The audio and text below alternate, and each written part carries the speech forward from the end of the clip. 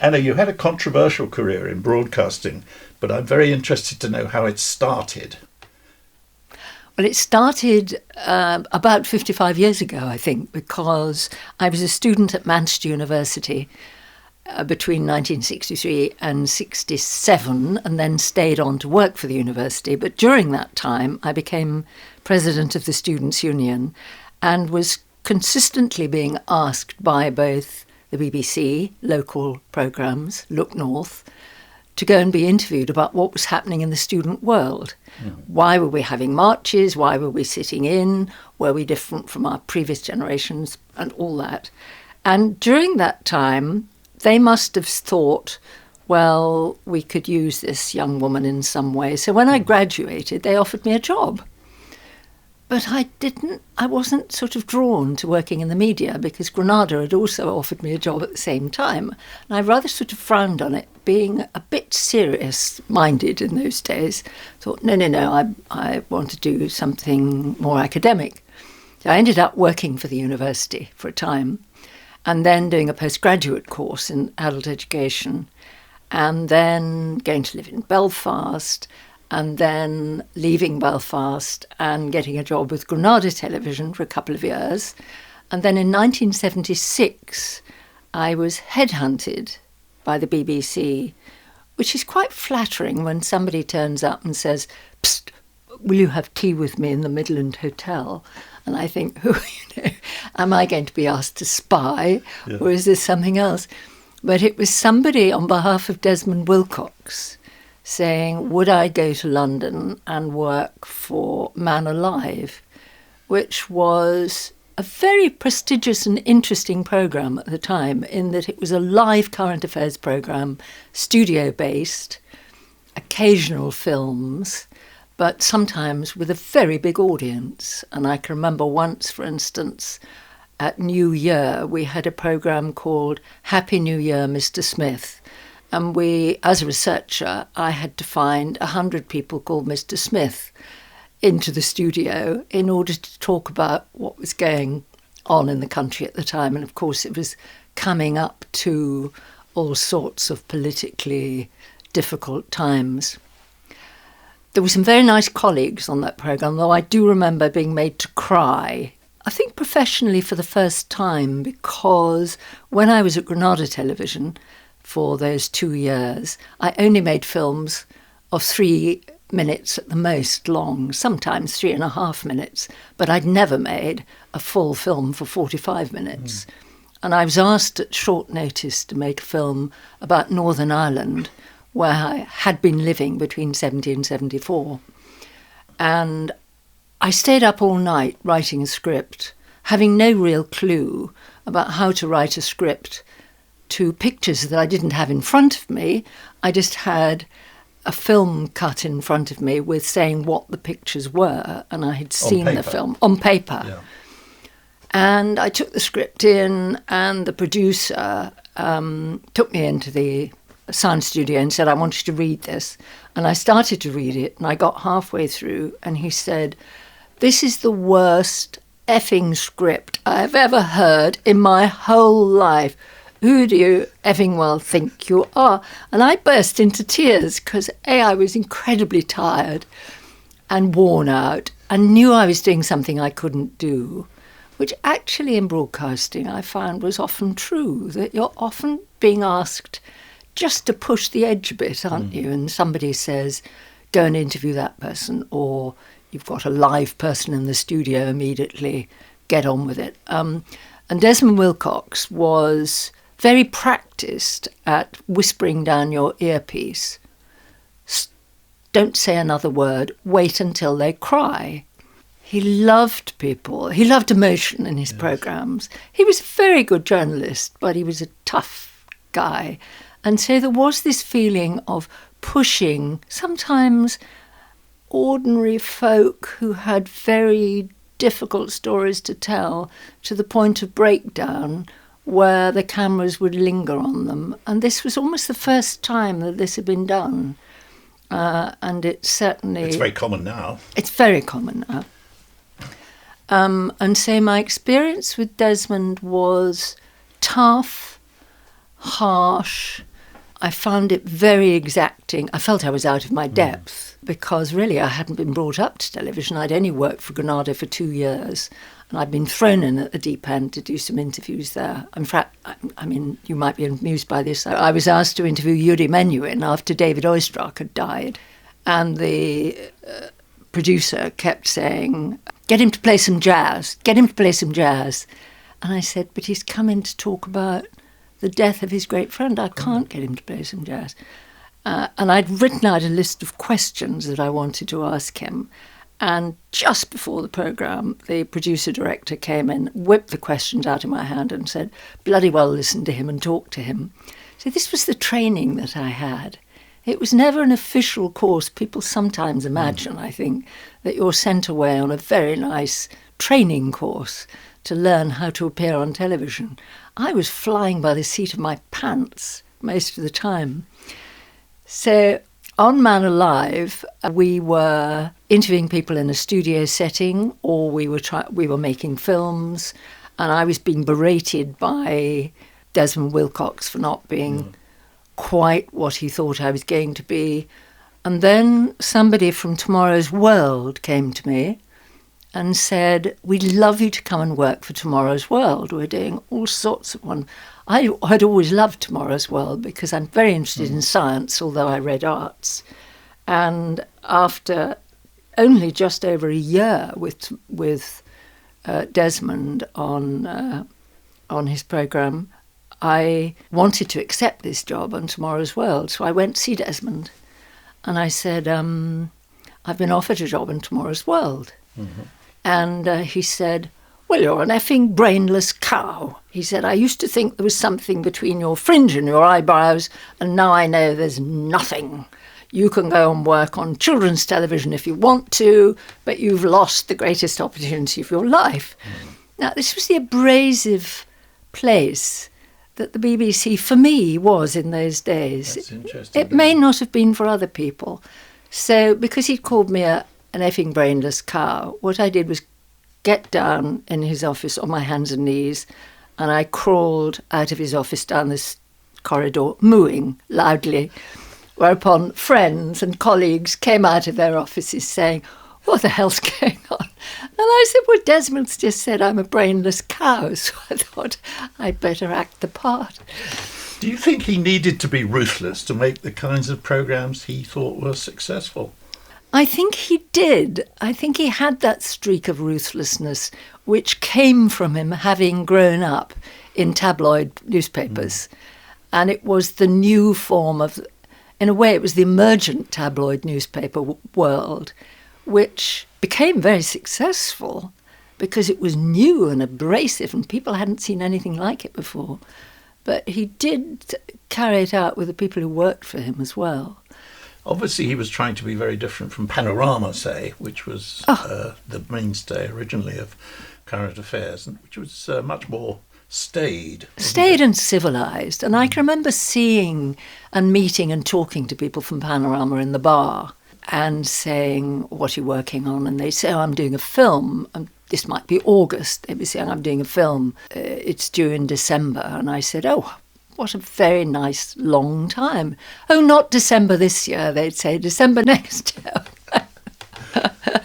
And so there were sort of different categories of people. There were some serious and wonderful journalists who were allowed to go and do and research what they wanted to do. And then there was Desmond's Man Alive programme, which was introducing these very sort of tabloid, tough ways of getting a story. What I'm not quite clear about is I think you were employed initially as a researcher, is that right? But then you somehow got involved in interviewing people in appearing in Vision? I know that happened to me twice. And I think it was because there weren't very many women on television. And if you were in any way half good looking, it happened to me at Granada, where I was employed as a researcher in Granada on World in Action in 1974. And within 3 days, Jeremy Fox came in and said, you and you go and make a film. And I had to make a film about a woman in Rochdale who lived in a lot of little back-to-back houses, and she died, but the neighbours hadn't found her for 6 months. And I had to interview the neighbours saying, how come you didn't notice that Mrs. So-and-so was dead? And of course, none of them liked her and they couldn't care less, and they were pleased that she'd sort of gone away, I think. So after making my little film, where Mike Popley, who was the most brilliant cameraman at Granada Television, said to me, what's the story? And I said, never having made a film before, it's this woman who died in here. He said, right, write a little script, walk backwards up the street, time it, stand there. When I wave my hand, walk towards me, saying those words you've just written down. So I did that, and I got to the door. He said, right, now, another shot, turn to the door, knock on the door, talk to the neighbour, and then do this, and then you do a little fold-up piece, he said. You can write that down and learn it and do that now. And that was my sole training, because the next day I was on Granada Reports in the studio with Bob Greaves, because they decided they want a woman. So Muggins was made to do it. And it involved interviewing parrots who'd never spoken before. It involved interviewing a very dear vicar who made train noises in order to enhance his flock. And he would say, well, I can do a goods train going up a steep incline if you'd like, or I can do a motorbike if you prefer, or even a helicopter. And he was delightful. And then they chopped the piece up and just used one little bit a night and made fun of him. And so my introduction to appearing on television was thrown into the water and told to swim. So it was a bit like that on Man Alive. And then I did leave Man Alive, having crawled out mooing. Having mooed my way down the corridor. And I went to work in another bit of Kensington House with a delightful team on Tomorrow's World. And every Monday morning there were a line of people outside the office door with their inventions in carpet bags. They would come in and they'd explain to us what they were doing and what it was and how wonderful it was. And then the wonderful producer would decide what was going to be on the programme. And it was a live programme, so that I had never played chess, but I was told I was going to play chess with a computer. And so I said, well, I don't know how to play chess. And they said, well, we'll give you a few moves. You just do those, and then the computer will do the rest. I had to demonstrate a sausage machine that made 600 sausages a minute. And all I had to do was to explain how the sausage machine worked to camera, and then press a button. And instead of 600 sausages, one very long, thin sausage came out. So then you have to explain why that's happened, and they'll go on to the next. I mean, the whole thing was pure fun and wonderful, but we did have to do some very strange things.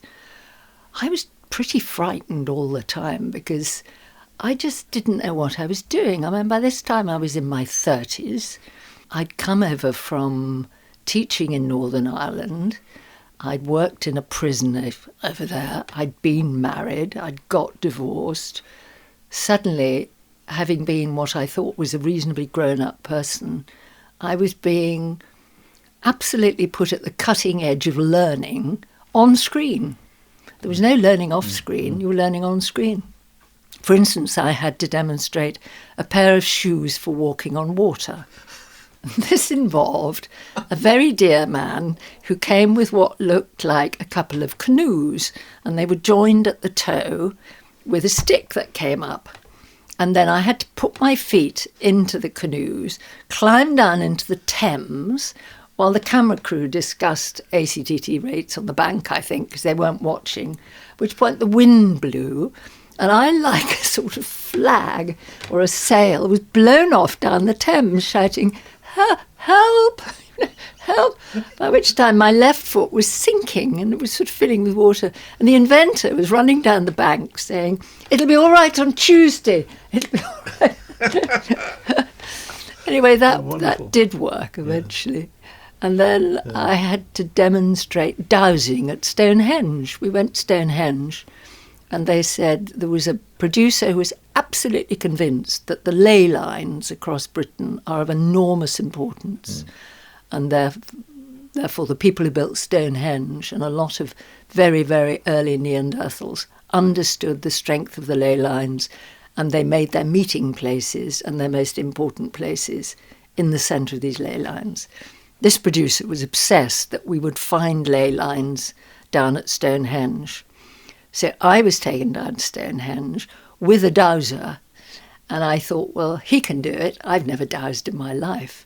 But the dowser went off with his ash twigs, and as he got to the centre of Stonehenge, which in those days had no fences around it was open to the public, his ash twigs quivered in his hand, and he said, oh yes, I can definitely feel something here.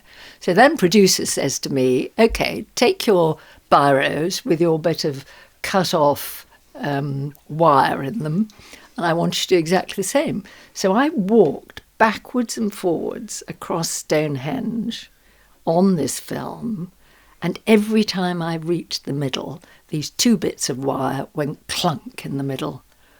It was absolutely fascinating. Really? I said, how is this happening? And he said, it's because you're picking up very tiny electrical pulses from beneath the ground, and it's affecting your spinal cord, and your hands are twitching. Therefore, your hands are making this happen. I couldn't sense any of this, but it was happening. That's fascinating, because I've always been very suspicious of that sort of thing. And, I'm deeply suspicious, and I'm a like very ghosts. Well, it is. I'm a very rational person, and in fact, my children were always saying, "Mum, why do you have to be so logical? Can't you just believe occasionally that there are ghosts or something?" And I'd say no, because there's no proof. So I was amazed by that. Yeah. Incidentally, I was looking on your the Wikipedia thing, there was a thing on YouTube, I think, where they played your the montage that people had produced for you on your last news bulletin. That made me cry. I know. Yes. Well, it was very interesting. But I mean, the first thing there was you having knives thrown at you. That was a very cold day on Rochdale Moor, when the producer of the day said, well, not many stories about today, but there's a circus that's closing up. It's up on Rochdale Moor. Anna, go off and make a film about it. So I went with Mike Popley, my favourite cameraman, who was so good, and I said, we've got to make something out of this. There was, when we got there, a very rough-looking camel with bits of hair hanging off it. There was a circus clown. There might have been an elephant or some other animal, and the only other person was a man who threw knives. And so I had to get from him the story of the circus, and it was a decrepit-looking place, and it was the coldest November day on Rochdale Moor. And so Popper said, how are you going to tell this story? And I said, well, I can't think of anywhere that's interesting, so maybe I'll just borrow that man's hat and I'll stand against his board and he can throw knives at me while I tell the story. And Popper said, yeah, that'll be good, that's fine. So I stood there thinking, these will be little tiny knives. And then he got out this great box, and the knives were, I swear, more than 12 inches long. I mean, the thudding great knives. So I stood extremely still. And there they came, and then I slid down to the bottom at the end, thinking... With enormous relief. With enormous relief, yes. Yes. But this was all film stories and so on. So you were learning how to walk and talk. I was learning also in those days, because sound and film were on different sessions. I mean, you remember this, where when you were filming, you had to count to 3 before you spoke. Otherwise, when they were editing it, they couldn't get the scissors in. Or the sound man would go bananas if you started speaking too early and just shout at you. Yes. So there was a man with a heavy sound recording equipment over there. We even had to take a Sparks with us, because that was the union rule at the time. Yes. And then you'd have the cameraman. And so you'd rush back with the film to the studio, and you'd take the film into the lab, and you'd take the sound to the other bit. And then you'd have to write your script. Then you would go into a sound studio to dub it. And if there was, of course, there was editing to be done. So whilst that was going on, you would have to grab all those things back and then go and find a good editor if there was one free. And he would say, I can make something of this, but you've missed out the crucial shot. And he would be picking up stuff from the floor and saying, well, I can slip that in. That'll be all right. There's a back for you there. So I was learning about how to cut film. I was learning about how to cut sound. I was learning about how to dub. I was learning about how to write scripts, which came to me more naturally because I think essentially I loved writing. So writing words and words was something I felt I had a facility for, but the rest of it I was learning on the job. Your parents were both actors, I think. They were. Did that help your ability to talk to a camera, do you think? Was it in the blood, as it were? I absolutely don't know about that because I was intensely shy still, even at that age. My parents were both on the West End stage. They met in fact, they were introduced by John Gielgud. Oh. And then they went, they were in Romeo and Juliet, they were in Morning Becomes Electra, they were in The Housemaster, they were in various things. I think my mother was better than my father, but father had been offered a contract by Sam Goldwyn to go to Hollywood. And mother had said, well, they were engaged, if you want to go to Hollywood, I don't want to go. Forget it. Yes. Forget it. So he gave that up, and it was the great regret of his life, I think. Oh. And my mother and he then eventually gave up the theatre and he went into the church. Yes. And he did declaim, and he had a wonderful voice. So I suppose they both had very good voices. They both had a great sense of timing and word. I mean, my mother knew the whole of Hamlet off by heart because she understudied.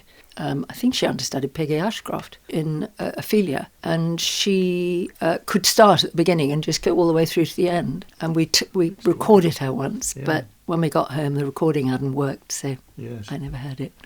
Now, you left the BBC, according to Wikipedia, under a cloud. Well, I did because, again, I was headhunted, and I was working for Tomorrow's World.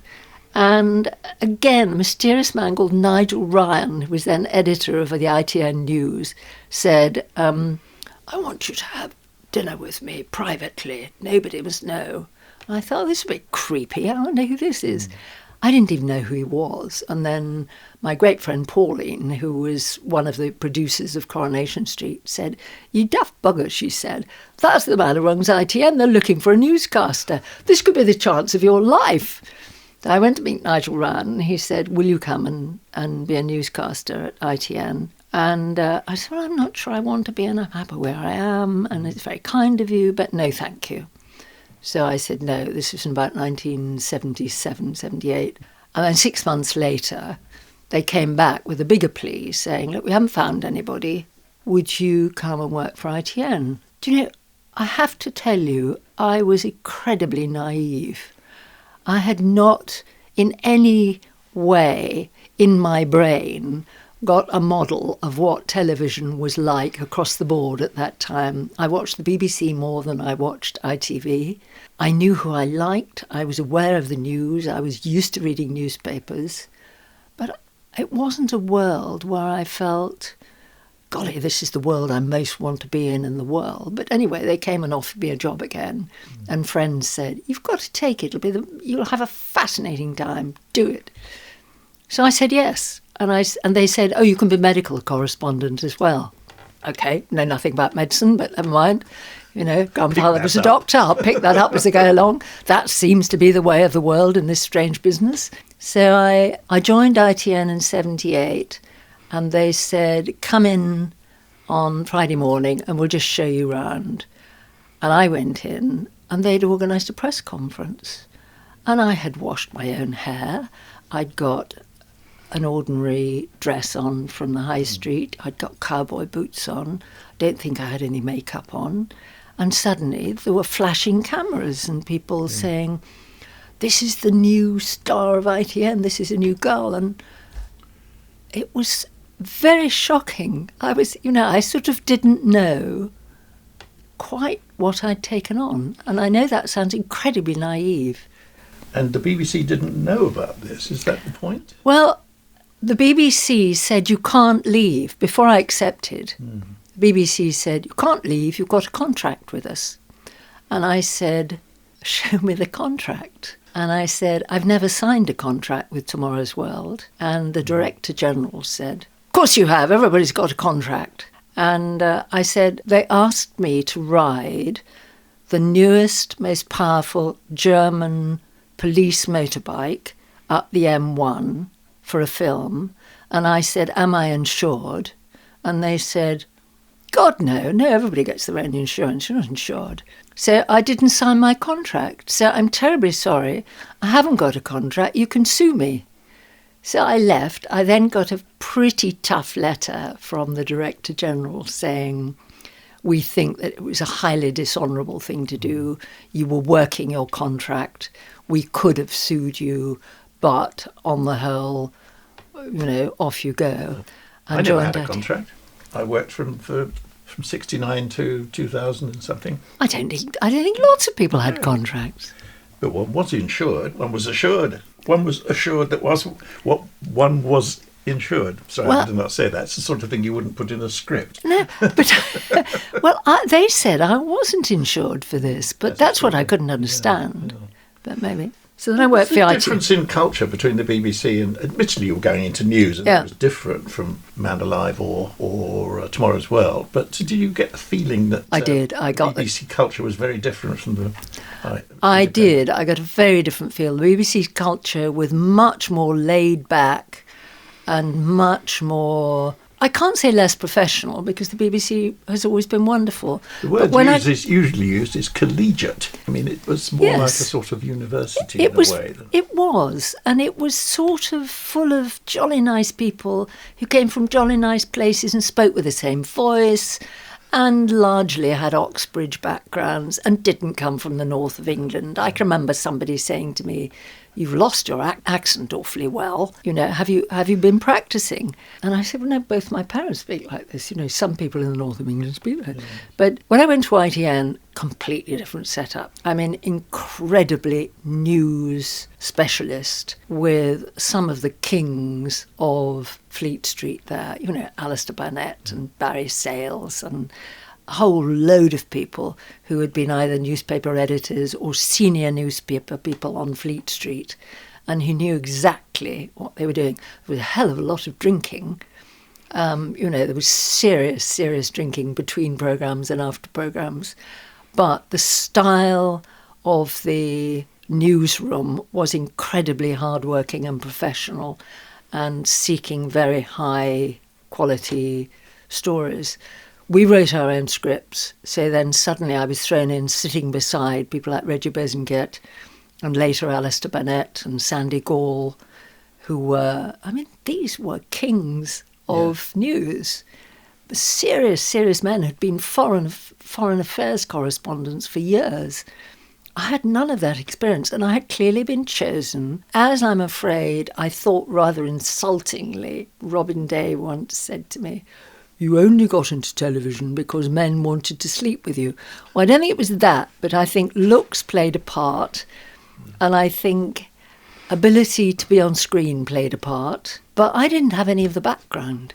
So I was making out the background as they went along. I could do the writing thing, but I needed the knowledge as well. So it was like a quick, amazing, constant tutorial and fascinating place to be. I was absorbing stuff very quickly. I was very often the only woman in the news gathering meeting, either in the morning or in the afternoon, when the deputy editor might turn to me and say, "What's the woman's point of view, dear?" Yeah. Which wouldn't have happened today. Or they might say, "You look really nice today." "Oh, I'm not supposed to say that, am I? You're a feminist." There was the most wonderful female director who was one of the best in the country at the time, and she swore like nobody I've ever heard. And as I've always been on earpiece, I like open talkback on an earpiece, which means that you hear everything that's going on in the director's box, because that way you get 3 seconds before the disaster happens, because you're half listening all the time. And there's something about my brain, I can divide it up. If I listen to my left ear, I can do something with my right hand and speak at the same time as listening. Some people find that difficult. I find it very easy. This is interesting because you moved from the corporation, which was huge, and obviously it had its news division, but you weren't working for news, into ITN, which was only news. Specific. Yeah. And I'll ask you about the difference between BBC News and ITN later. How long did you stay in ITN before you moved? This was move, presumably, to TVAM, was it? Yes, it was. Yeah. I don't have a reputation for staying anywhere very long, and I stayed at ITN between 78 and 81. Then David Frost and Peter Jay asked me if I'd joined TVAM. Who was that wonderful Irishman who was... Robert Key was the name of it. Robert Key. And Robert Key, I thought, was a wonderful historian and a very clever man. And he said, this is going to be interesting. It's new. We're going to try and do news with explanation. And I thought, well, maybe that's a good idea. It sounds quite interesting, you know. Well, I joined TVAM. Yes. I should have stayed at ITN. So you were approached by David Frost, were you? Yes. And Peter Jay said, please come and meet me. And he then said, this is going to be the most wonderful thing. It's going to be completely new. We need you to join us. Fine. It was a disaster. I didn't get paid for 2 years. I had to sue them eventually. It was a thoroughly unpleasant experience. Blah, blah. So then... And BBC, of course, the BBC had, in the meantime, decided to start breakfast television itself. The BBC started very cleverly with Selena and co, and it was a great success. So we came on late. And so we had this absolutely disastrous crew who were totally unable to put a live programme on air. And it got worse and worse and worse. And then the Aitkins took over the whole programme, and then they said to Angela and I, they called us in after the programme once at 9:00 and said, you're fired. And I said, but I've just been on air for the last 3 hours. Why am I fired? You can apply to our lawyers. They'll tell you why you're fired. Gosh. Get out of the building. Because you famously threw wine over Aitken. That was some time later at a party when I saw him coming towards me, yes. That's another story. Get your own back, yes. Yes. So then that finished and I was chucked out in 83. So then Aubrey Singer at the BBC wrote in the Times, nobody's going to hurry to employ these two women who are consummately responsible for the downfall of a television company. So in a way, I mismanaged my whole career at that point. Yeah. But then I was at home. I had Claire, who was 1.5, and it was a godsend not to have to get up at crack of dawn. I then had Katie 2.5 years later. I wrote a book. I was asked by Channel 4 to do a whole series of programmes about industrial education for them, which I did and enjoyed. And Mark died suddenly in 88. So after 6 years of marriage, I had 2 small children, no job and no husband. So that was a bad time. But then Tony Hall from the BBC rang me up and said, he was head of news at the time, and said, we'd very much like you to come back and newsread. And in a way, it was a godsend because I knew it was something I could do. It was safe. Going back to the BBC seemed like an enormous breath of relief. The old collegiate system, the niceness, yes. The intelligence, the fact that people read books and there were lots of, it was just lovely. So, and Tony Hall was an extremely nice man. A very nice man, and became a great friend. Yes. And that was very helpful because I went back for a short time and then realised I couldn't cope to begin with because of Mark and the girls. So took some time off and then went back full time. Had never worked on a computer before. So lovely Nick Witchell, and I will not hear a word against Nick Witchell, said, I'll show you how to do it. So I had a 2-day course with Nick Witchell, him saying that all you need to know is how to input, how to get the stuff out, how to know where it is. And I sort of learned another skill, thanks to Nick Witchell. So we worked together, and then I worked with Peter Sissons, and I worked with various other people on the 6 o'clock news. And were you writing your own scripts? Yes. Yeah, we didn't have a chief writer then. That was the John Burt time when John Burt came in. No, we wrote all our own scripts, we planned our own interviews, and we worked very closely as a block of a team with the editor of the day and a team secretary who did help letters and all the rest of it, and the researchers for our team who would sit with us in the morning when we were working out what the agenda of the day was, and we would all have an in-say onto the agenda. So you were across the running order, as it were, right from the beginning of the day. Yes. You were involved. Absolutely. That's very important. Yes, it was, and it was very nice. And that gradually changed. And one of the reasons I handed in my notice in 2006 was that I was no longer across the agenda of the day. That because so much money had been cut out of the budget of journalism in the newsroom, or hacked out really, that they were beginning to use bits from Newsnight the night before. They were reusing bits from breakfast television, and they were just doing one or two new stories, which had already been allocated by the editor of the day by the time I got there. Mm. And so I would say, look, we've done nothing from China for 6 months, and there's a really important story coming up. And they'd say, shut up, we haven't got time. Or we haven't got the money. Yes. We haven't got anybody there. Or that's not relevant for this programme. Yeah. I'd be interested to talk to you about rolling news and how that's affected news bulletins, because nowadays you watch the 10 o'clock and you learn nothing new. I know. Well, I think rolling news is a big mistake, because I remember the days in my family when I was a child when we would all sit down and listen to the 9 o'clock news on the wireless. Mm. And there was Elvar Liddell saying, this is Elvar Liddell. Bringing news of fresh disasters. Yes, this is the BBC News. Yes, right. Good evening. Yes. And that you knew he was there. I didn't know he was there, but I knew he was laterally wearing a dinner jacket and, everything was tick-to-boo. Yes, of course. So I think having definite news programmes made people feel they were getting updated on the day's news. Well, when you had rolling news, you were desperate for something to happen. So they would eke out interviews of people saying, well, the story is that a man has run amok in Lincoln and we've got our reporter there. Tell us more. Well, I'm standing here outside the place where the man ran amok earlier in the day, and nothing much has happened since then. Nothing at all has happened. Yeah, sure. Yes. Now, it's interesting this, because if you listen to Channel 4 News, yes, that is a self-contained programme with attitude. Yeah.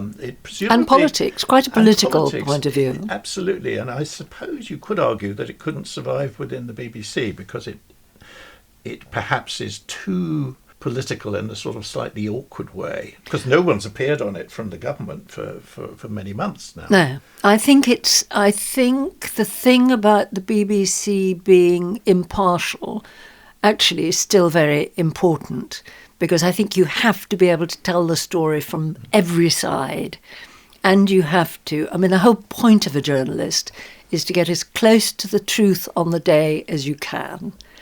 And then the next day, you get as close to the truth again, and it may be an update on what happened yesterday, but that is your job.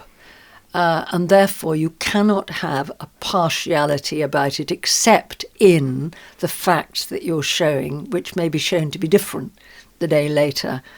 But I can remember, for instance, I inadvertently accepted the job whilst I was working at the BBC in the late 90s. Of president of the Family Planning Association, and I was asked to write an article about children being shown at school, children of a certain age, what a condom was, and perhaps even practising putting it on a banana. And I was hauled in by the BBC management, and a man sat there looking deeply embarrassed with his legs both crossed twice round themselves and his arms firmly crossed across his chest, saying, Anna, we don't think it's appropriate for you to read the news and talk about condoms in public. And I said, well, you've got daughters and I've got daughters. I think, the expression of teaching children very openly about what the nature of relationships is, and sex is quite important. But it's not your job to do it, and we want you to resign from that job immediately because it is not impartial.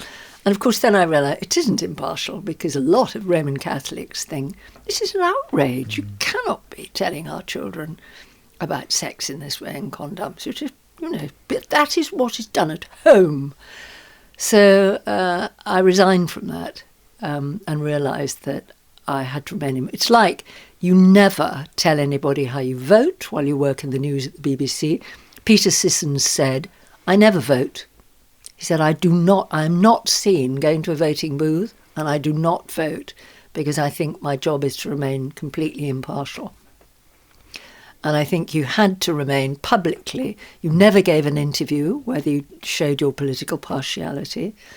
Whereas on Channel 4, I think Jon Snow does show how he's partial on certain issues. And it's a very good programme. And it yes. digs out extremely good stories about all sorts of issues which the BBC might find ticklish. Yes, exactly. But it's a sort of news current affairs programme. Yes, but it's the sort of programme that the BBC would be unhappy about, probably. Yes. Yeah. Yes. And of course, BBC journalists are constantly accused of being one thing or the other. I mean, I think Laura Kuenssberg and Nick Robinson get fantastic criticism on Twitter for having an opinion about something, and, oh, you're far too right-wing, or you're far too left-wing, or you're this, or you're that, or you're a feminist, and you would be like that. I mean, I can remember sitting next to one of the senior ministers of the Saudi Arabian government who had come in to talk about something in the 1 o'clock news studio when I was there. And it was clear to me that he was not just irritated, but very uneasy about having to demean himself by being interviewed by a woman. Yes, and so... one thinks of Afghanistan and so on. I mean, how on earth the women reporters managed to do those jobs is beyond me. Now, you did a lot of radio because I think you presented the Today programme. I did. I thought if you're offered the Today programme, you can't refuse it. Even though, my whole professional career seems to have gone by stages of fear, where I take on things that scare the living daylights out of me. And in a way, that's how I've lived my life, thinking, well, you don't learn unless you're on the edge of doing something difficult.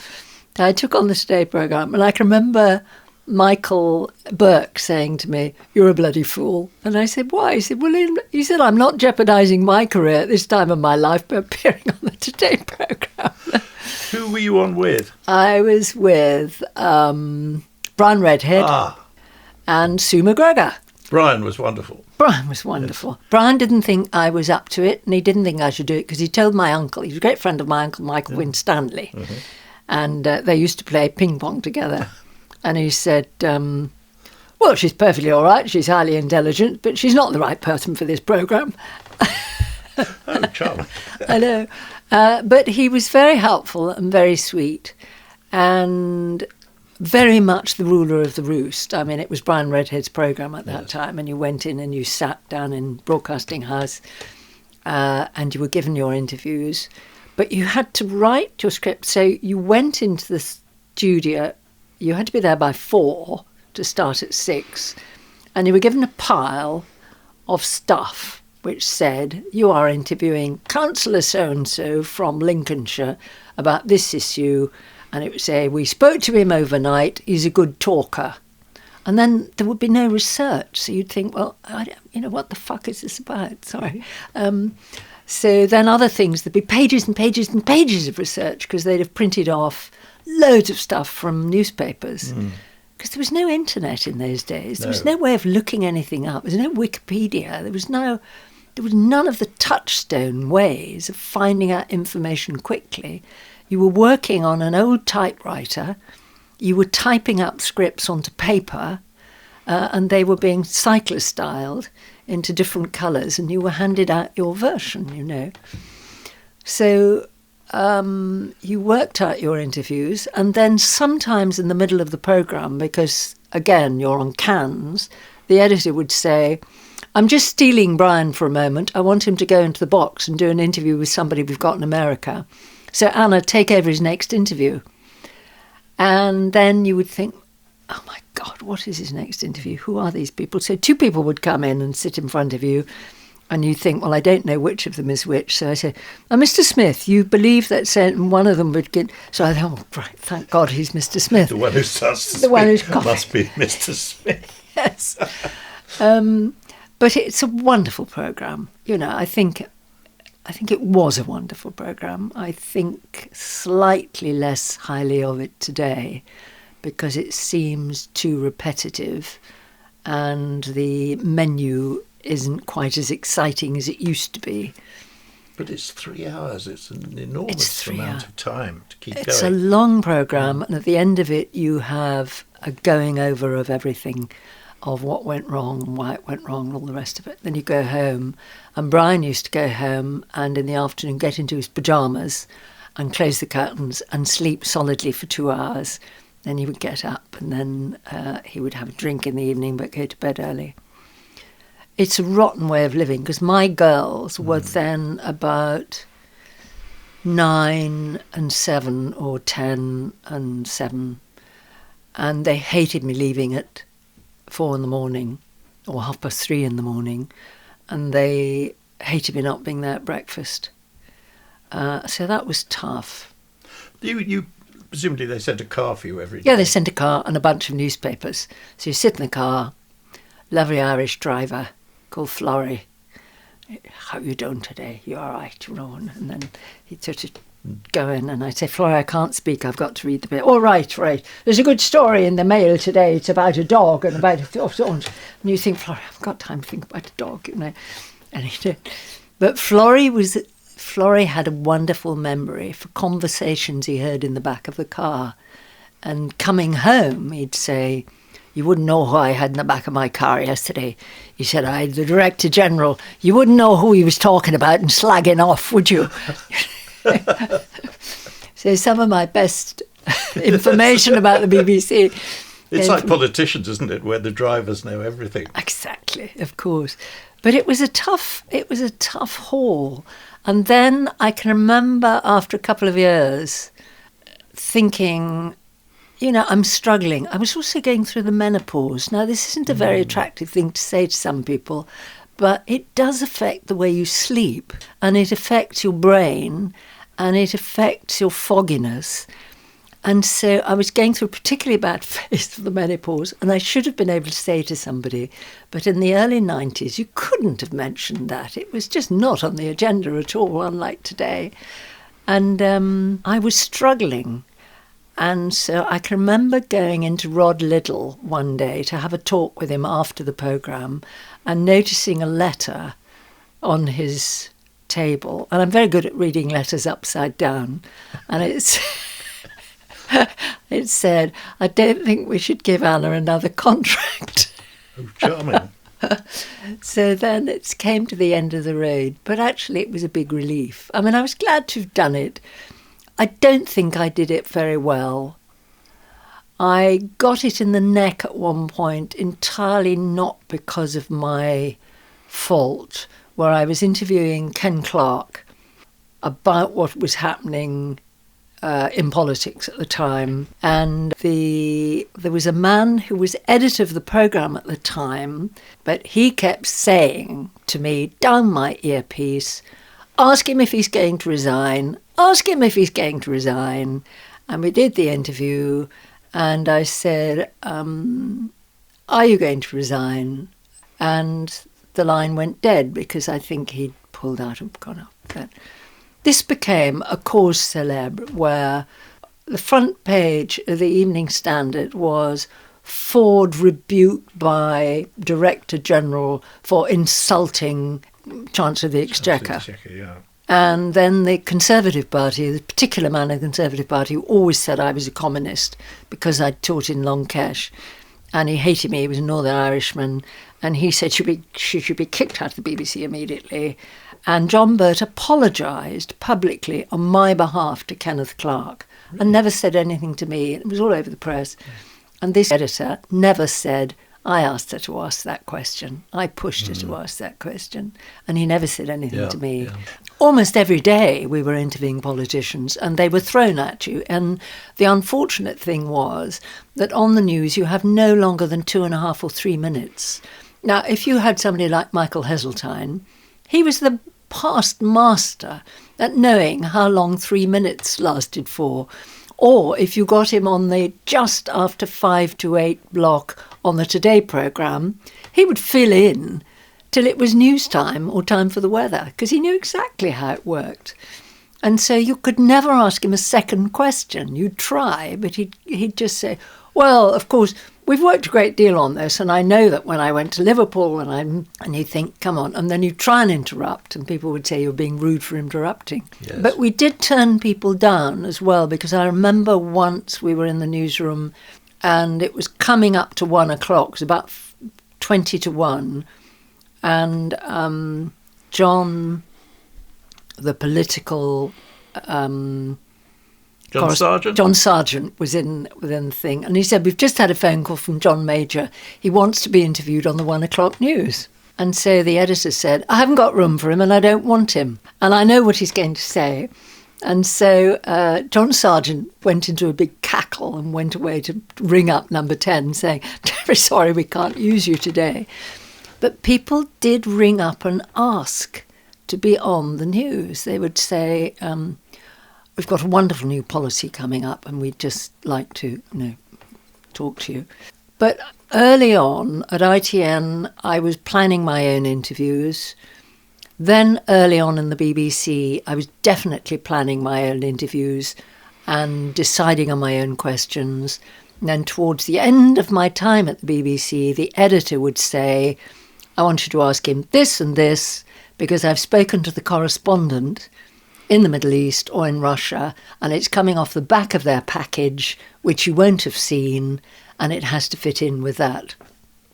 So because we changed from being programmes who were having film that was coming in, having to be edited, which you would see before it went out on air, which was what was happening at ITN, we even had time to rehearse the news at ITN.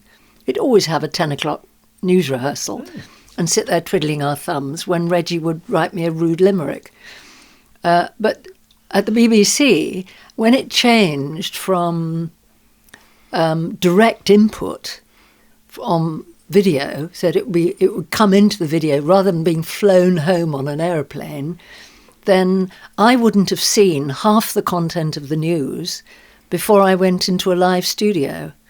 Therefore, I was doing interviews off the back of reports that might or may not be there on the day, which means that the editor had far more control and would say, I've seen this, we're cutting it like this, therefore there's one question when you come out of it to the politician. Yes. Immediacy has become a bit of a disadvantage. Really. It was deadening. Yes. It was absolutely a dead hand because I have a different way of thinking from other people, and I know that people think I'm a bit sort of off the edge in terms of, and it comes from my political background, and it comes from the people I've known along the way, and it comes from having worked in Belfast, and it comes from reading widely, and therefore I would think of a question that other people would say, that's a bit off the wall, but I think would have evoked a different response. But it came to the point where I wasn't allowed to ask the questions I wanted to ask or to think as I thought. So I became a sort of part of a machine, at which point John Birt had also not only cut the newsroom to the bone, but was making researchers do 2 or 3 stories for one news programme, and they were ending up in tears, these young people. And we had a chief writer who would sit beside me and write my scripts. This is when he was Deputy Director General and... Yes, and Head of News. Yes, but then he became Director General. Yes. Yeah. And he and the new way of thinking that he and Peter Jay wanted to invent was everything had to be written down beforehand. So what John Burt wanted you to do when you made a film was to show him the script a fortnight before, saying, this is what we'll do. And you'd say, I can't possibly do that. I don't know who I might find in the field to interview. I don't know what they're going to say. I don't know how I might cut it together. I cannot be imaginative and creative if I'm giving you the script that far ahead. But that's how it was. Yeah. What can we say about producer choice? And did it affect news? Producer choice. It was a disaster, particularly for things like the pronunciation unit. When I joined the BBC, one of the delights was that the newsroom, after I'd been there for a time in 88, was all joined together in the great new wonderful news palace that Christopher Bland had overseen. And the BBC radio came to join television. Yes. And so I would sit here and the radio lot were there, and they became best friends because they had an aspidistra, they had a wonderful, comfortable old armchair, they had a parrot on a stand, and they had a brilliant pronunciation book. But you could in those days ring up before a programme saying, I need a pronunciation for this Czechoslovakian name. And immediately the woman at the other end would say, you can either say it like this or you can say it like that. And I would write it down phonetically and decide how I was going to say it. After producer's choice, you would ring up and they'd say, yes, who's that? And I'd say, it's Anna Ford, 1 o'clock news. We're going on air in 10 minutes.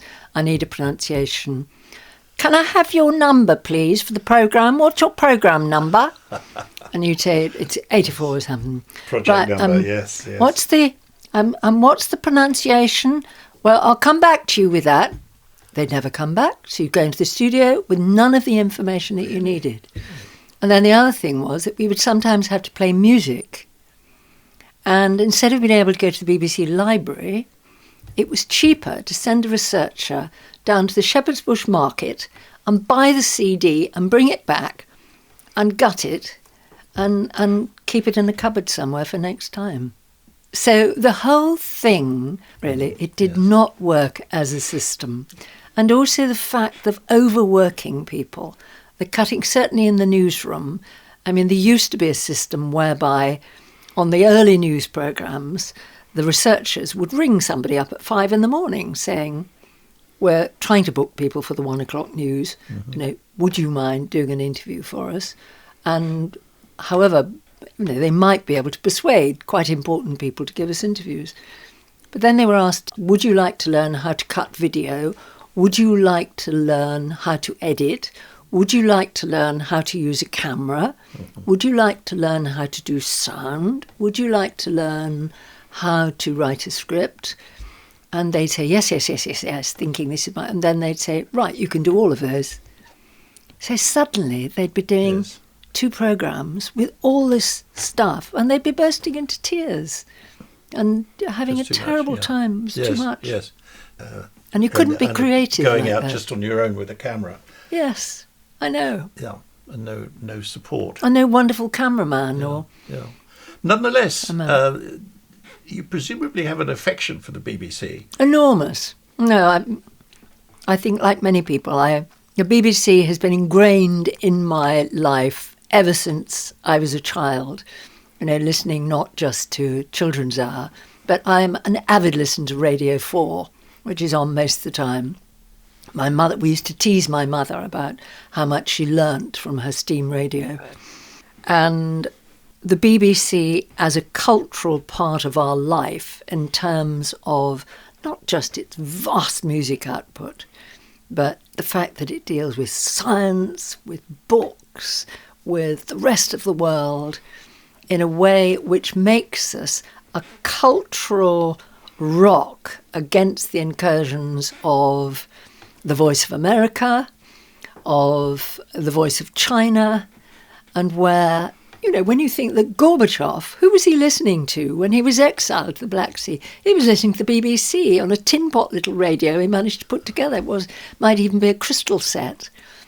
All over the world where I've travelled, people have said, oh, BBC, oh. Mm. And they listen to the BBC because they believe what it says. And if we lose that, we lose a very, very important cultural contribution to world democracy. And the current government is not being very helpful. Well, Nadine Dorries, who says, I doubt if the BBC will still be there in 10 years' time, Minister for Culture.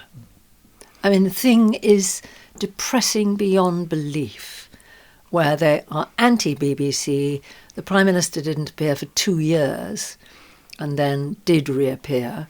And they avoid the BBC because they don't want to be interviewed. Less so recently. They're beginning to creep back. Yes, they are. Well, I don't know, maybe I hope it's out of a sense of shame. Yes. You know, yes. I hope they feel we cannot allow this great institution. There are some interesting new ways of broadcasting now. Podcasts, for example. I don't know if you ever listen to things like Newscast, where you get a much more open-ended. There's never this, we've got to stop the interview now because we've run out of time. It can run on, and so long as it's still disciplined, you get a really interesting new perspective on a lot of news stories, I think. I like Newscast. I think it's very interesting because you get highly intelligent, and we still have, I think, the best foreign correspondents in the world. Yeah. I mean, devoted people with amazing range of knowledge. And when you get them talking to each other, and that you feel there is a laxed atmosphere between two very well-informed people, it's fascinating sitting and listening to that. No, I like podcasts. Yes. I'm not on a Twitter account, and I'm not on a Facebook account. No, I'm not interested in twittering. Quite.